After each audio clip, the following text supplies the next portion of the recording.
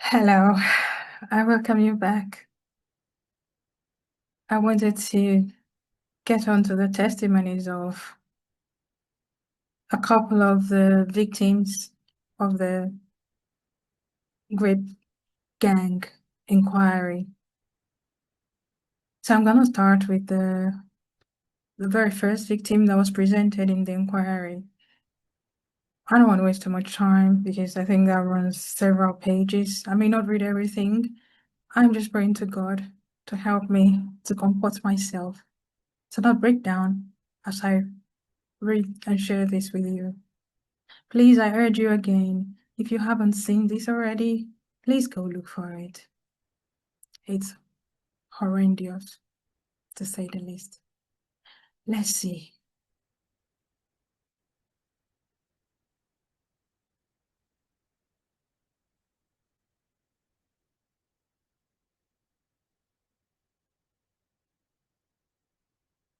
All right.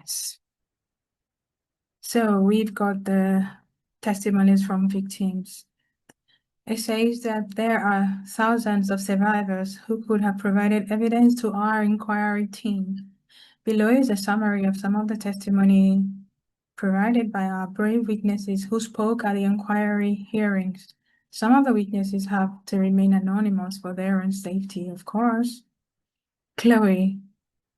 Throughout her early childhood, Chloe was popular at school, performed well academically, and enjoyed an active social life. Although her parents separated when she was young, she describes her early upbringing as relatively stable. Following the separation, full custody of Chloe and her older brother was awarded to their father, despite his alcoholism. Her mother, on the other hand, was often absent from her life and became homeless following the separation. Chloe recalls a generally secure and supportive home environment under the care of her father. However, following his sudden death just before her 10th birthday, she moved in with her mother and her mother's new husband, a man she describes as a pedophile, by whom she was sexually abused. Chloe's mother caught her husband assaulting Chloe on many occasions, but did little to stop it. On one occasion, Chloe's mother caught her husband in the shower with Chloe, and instead of intervening, she closed the door and walked out. At this time, Chloe was 10 years old. The abuse soon escalated to rape. Chloe's stepfather supplied her with alcohol and cigarettes to keep her quiet, and she began smoking cannabis. Around the same time, Chloe started ranting and spending time in the local town center with a friend unsupervised. She describes groups of Muslim men, primarily Pakistanis, aged 20 to over 50, showing them attention, including wolf whistling and buying them alcohol. Many were taxi drivers who would take the girls into their cars and drive them around the town. At this stage, there was no sexual abuse, and although the men's behavior was clearly inappropriate, Chloe and her friend, then in their final year of primary school, enjoyed being treated like adults, primary school children. The grooming soon intensified. The provision of alcohol and takeaways was accompanied by emotional manipulation, with the men, many of whom were related to one another, presenting themselves as sympathetic friends to Chloe. Chloe describes this process of them mapping out, are you a vulnerable person? Physical contact, including kisses and massages, became increasingly common. Meanwhile, the abuse by her stepfather at home worsened, and her mother was all but absent as a guardian. At this time, Chloe had an aunt and uncle who lived nearby, and she often sought refuge with them. She had spent holidays with them during her earlier childhood and felt that she could trust them. On one occasion, she had visited them while truanting before returning home and spending the day there while her mother and stepfather were at work.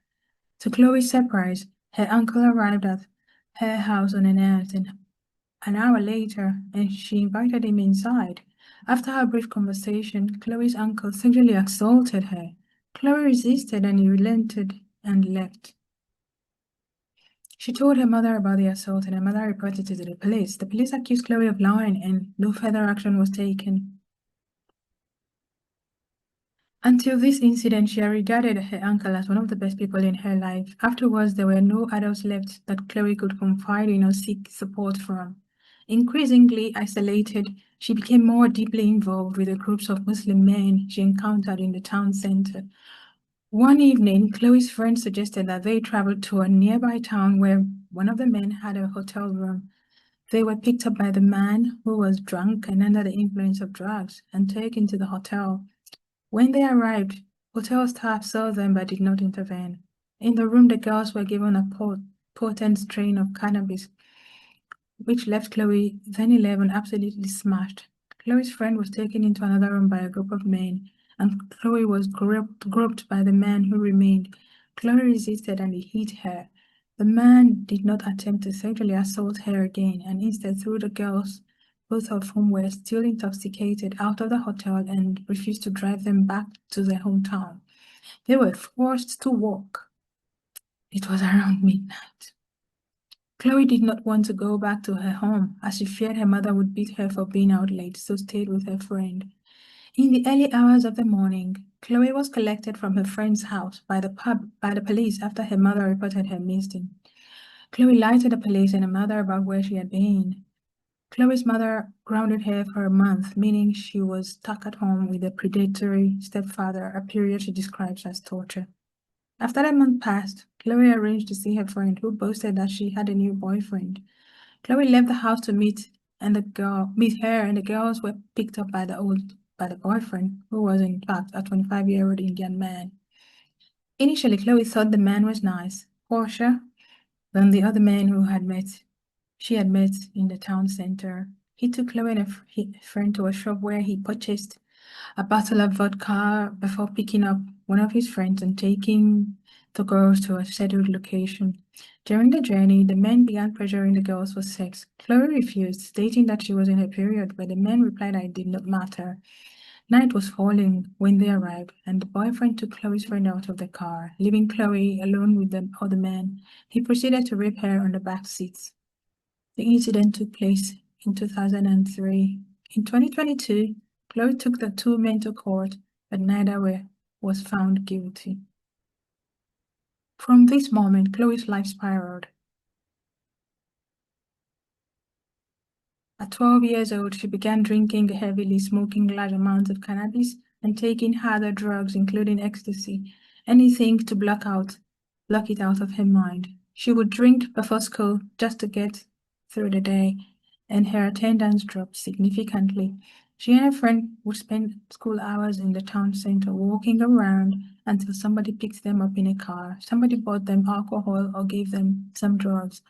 There were times when Chloe would be missing for up to 3 days, during which time she was passed between taxis, drugged, abused, and raped. In every case, the perpetrators were Muslims and primarily really Pakistani. On one occasion, Chloe was abducted by an abuser who was driving drunk and taken to a graveyard. He gave Chloe, still 12 years old, whiskey before forcing himself on her and raping her. He withdrew after ejaculation and forced an empty whiskey bottle into Chloe's vagina, where it shattered. Chloe admitted herself to A&E, accident and emergency, but no questions were asked about how she had sustained such an injury. She was examined, the glass was removed, and she was discharged. Chloe was questioned by the police due to her absence on a number of occasions. Each time, she was asked where she had been, who she had been with, and what she had been doing. She replied that she had been having sex with adult males in cars. Rather than opening an investigation and pursuing her abusers, the police dismissed Chloe as a prostitute. They asked her whether she was consenting to sexual activity, and despite Chloe telling them that she did not know the definition of the word consent, they reported that she had been. I'm gonna stop there. 12-year-old. 12-year-old. Broken bottles found inside of her. Taken to the hospital. Nobody asked questions. Passed around from car to car, taken around town.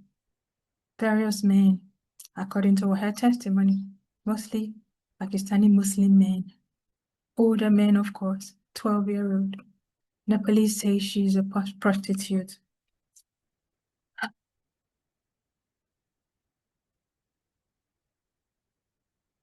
In all honesty, prison time is too lenient for any of those men. Prison time is too lenient. I think their punishment should come slowly, in stages, in doses of the most excruciating pain in this world, pain before they are sent to hell where they belong. I really need to stop because it's horrific. I won't read all of the testimonies. I will share once in a while. I'm doing this because I don't want this story to be watered down and just passed away and glossed over, just like everything else going on. No, we will dwell on this story. This is the shame of the world. It was because people kept quiet that the slave trade continued for centuries. People kept quiet that Jews were hounded, hunted, and slaughtered. And we had the Holocaust. People kept quiet and actively enabled men to hunt little girls, 11, 12. We don't know the younger ones, maybe those younger, yeah, they didn't survive. Their body couldn't take what was being done to them, so they were not here. I will continue once in a while until I get through the entire report with the world. You will see screenshots. I will do those because we need to amplify this story. Of course, the worthless line, useless legacy media are downplaying on it. They're not saying anything. Their pet people of the world have been exposed for the evil that they committed. But of course, why would they care? Thank you. Please find the report and read it for yourself if you can muster up the courage. I'll see you again soon.